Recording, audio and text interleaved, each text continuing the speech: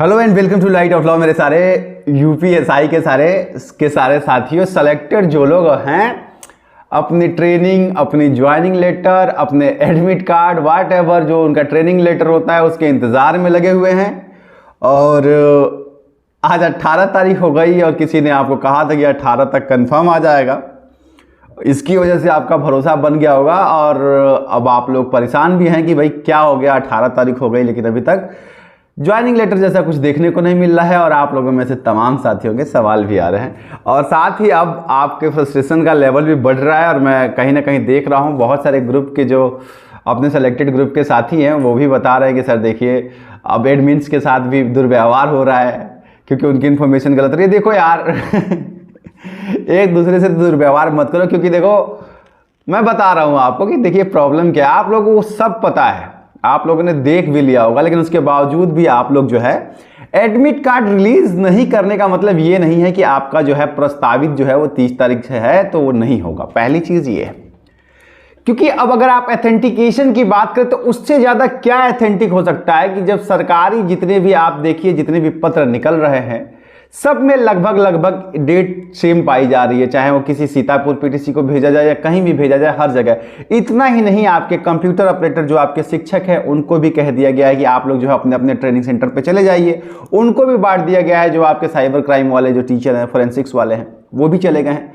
तो अब इसमें ये जो पेच है ना कि आपका एडमिट कार्ड क्यों नहीं आ रहा है, इसको थोड़ा सा आप लोग चलिए आज बता ही देते हैं कि क्या प्रॉब्लम है। देखो एएसआई का रिजल्ट आया है और एएसआई के रिजल्ट के बाद से उन्होंने जो कहा है कि 124 बच्चे ऐसे हैं जो दरोगा और एएसआई दोनों में सिलेक्टेड है। अब भाई जो दरोगा में सिलेक्टेड है और एएसआई में सिलेक्टेड है वो दोनों में से किस में ज्वाइन करेंगे इसका उन्हें रिपोर्ट लेना है और उन बच्चों से फाइनलाइज करना है। इसके लिए भी वक्त मुकर्रर किया गया है। तो मान लो एक प्रॉब्लम तो यहां से ये समझो कि वो कैसे ज्वाइनिंग लेटर रिलीज करे। अब कोई एएसआई में जाना चाहता है या एसआई में जाना चाहता है। अब आप ये कहेंगे कि सर ये तो सिंपल है ना, जिसका एसआई में हो गया है वो एएसआई में क्यों ही जाएगा।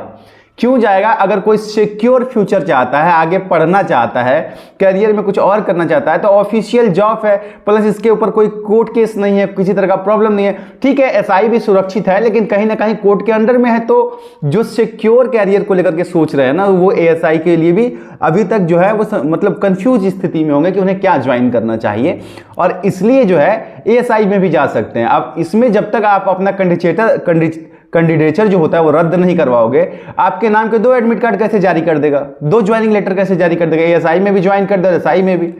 तो जो लेटर आया है उसमें जवाब फाइल करने में वक्त लग रहा है, उसमें बच्चे जो है अपना कैंडिडेचर जो है रद्द करवा रहे हैं।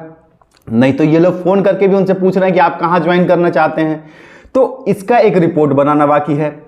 प्लस देखिए चरित्र सत्यापन की प्रक्रिया पूर्ण होने के बाद भी अभी पूर्ण नहीं है। लगभग 180 के आसपास में अभी भी बच्चे हैं जिनका चरित्र सत्यापन कहीं ना कहीं एफआईआर या फिर क्रिमिनल हिस्ट्री की वजह से रुकी हुई है, जिसमें अभी वेरीफाई करके फाइनल करना बाकी है। अब मान लो कि अभी एक चीज को यह भी समझ लो कि अगर किसी का चरित्र सत्यापन जो है पूरा नहीं हुआ है या कोई फेल है और अगर उसका ज्वाइनिंग लेटर रिलीज कर दिया जाए तो ये कितना बड़ा आपत्ति हो जाएगा कि एक आदमी का निकाल दिया जाए। तो वो प्रक्रिया के लिए 20 तारीख तक का डेट उनको दिया गया था। मतलब अभी तो 20, आज तो 19 है ना, कल तक का वो डेट है कि आप भैया चरित्र सत्यापन का जो है हमको पूरा दीजिए कि भाई हम एडमिट कार्ड जारी करें। अब जिसका कैरेक्टर सर्टिफिकेट में जिसका कैरेक्टर ही फेल है, चरित्र सत्यापन ही फेल है, उसका ज्वाइनिंग लेटर कैसे निकाल लिया जाए? और बिना उसकी वेरीफाई किए, बिना उसकी जांच किए एडमिट कार्ड कैसे निकल जाएगा? ये है विभाग की समस्याएं जो संबंधित। क्या होगा आप लोगों का अगर हम पता करके ना बताएं?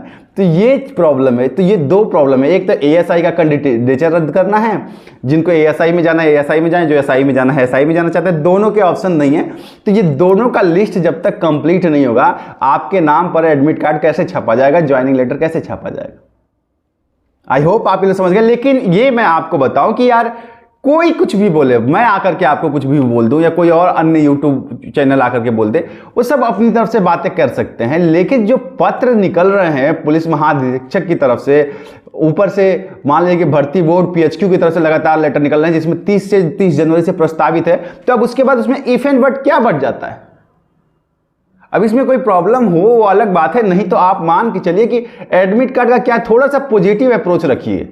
होना ना होना वो अलग बात है, मैं समझ सकता हूं आपके लिए नौकरी बड़ी है, लेकिन पॉजिटिव भी तो रहा जा सकता है क्योंकि अल्टीमेट 30 तारीख अभी आई नहीं है। और अगर आप ये देखें पीएससी वालों का, हम लोग तो हमेशा साथ में रहे हैं ना, पीएससी वालों का मेडिकल था 24 तारीख से और 22 तारीख तक किसी के पास लेटर ही नहीं था।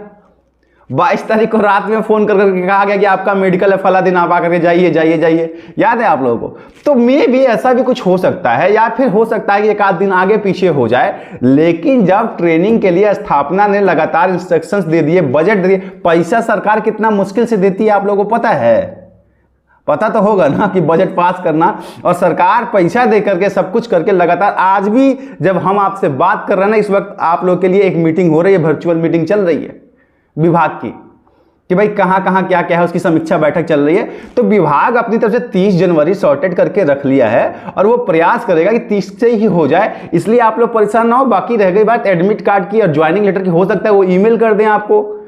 प्रक्रियाएं जरूरी नहीं है कि आपके थाने से मिले या फिर आपको बाई पोस्ट मिले, वो बाद में मिलती रहेंगी, आपको ईमेल के द्वारा सूचित कर दिया जाएगा। मेनी ऑप्शंस हैं बोर्ड के पास, वो फोन करके बोल देंगे आप आ जाइए, आपको पीएचक्यू में मिल जाएगा। इसलिए पैनिक ना होइए, 30 बीतने दीजिए। अगर 30 तक नहीं होगा तो उसके बाद हम लोग हैं ना जी, कुछ किया जाएगा फिर। लेकिन अभी थोड़ा सा पॉजिटिव तो रहिए। इन बच्चों का कैंडिडेचर का रिपोर्ट तो आना चाहिए, 20 तारीख तक चरित्र सत्यापन का ही मामला फंसा हुआ है। अब ये सारी बातें मुझे लगता है कि आप लोगों तक कन्वे हो जाती हैं, बहुत सारे टेलीग्राम ग्रुप्स हैं जो आपको बता देते होंगे, लेकिन अगर नहीं है तो मुझे आके बताना पड़ता है। तो ये बात है, उम्मीद करता हूं कि अब आपको समझ में आ गया होगा। थोड़ा इंतजार का मजा लीजिए, दरोगा बन चुके हो तो आज नहीं तो कल कुर्सी पे बैठना ही है, थोड़ा इंतजार कर लो। हो सकता है कि और 2-4-5 दिन में आपको पॉजिटिव चीजें दिखने को मिल जाए। और हमेशा पॉजिटिव रहो यार। लेटर निकल चुका है, देख रहे हो कि सब में 30 को प्रस्तावित, 30 को, यार किस में प्रस्तावित की जगह पे लिखा जाता है 30 से होना तय है। किसी में लिखा है, मेडिकल में लिखा था क्या, नोटिफिकेशन आया था एग्जाम का, उसमें लिखा था क्या कि जून में आपका प्रस्तावित, यही लिखा गया था ना, जून में प्रस्तावित है, फला जून से मेडिकल आपका, फला जून से, फला अक्टूबर से, 10 अक्टूबर से, 12 अक्टूबर से प्रस्तावित है, यही तो लिखा था। तो कहाँ बात का कंफ्यूजन है यार।